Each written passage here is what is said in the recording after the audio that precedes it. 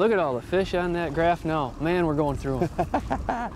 Hopefully we'll get another one on as we mess around with this one. Now this one here would actually fall into an Escanaba slotfish, wouldn't it?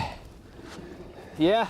They got to be less than 23 inches to even keep them here, which is a great management deal because it really lets these big ones grow up. And it also protects the bigger fish too. In your 5-fish limit, you can only have one of those big ones over 23 inches. It really protects the fishery. Here we go. Just get this one back in there so we can get up over that 23-inch limit.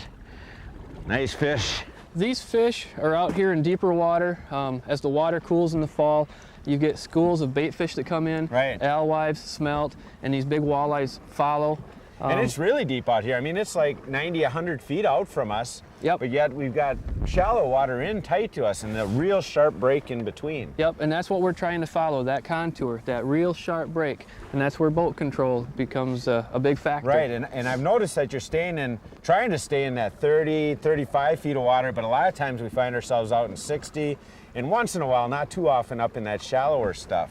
You know, why do you think that break is so important to stay in contact with that kind of? That's where these fish are pushing the bait fish right up tight to that bank, and that's where they're feeding. Bank. That sharp drop off, these fish are pushing, they're hoarding those bait fish right up to that break. But yet, you know, we have caught a few out off of that break, and those are probably just fish kind of waiting for that next school to come up to push in there. I noticed the other thing is, man, we are going slow. Almost a crawl. Yeah.